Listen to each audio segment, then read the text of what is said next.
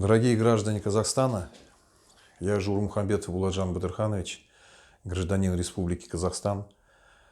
Обращаясь к вам, прошу вас, сделайте свой правильный выбор. 10 января будут выборы в Казахстане.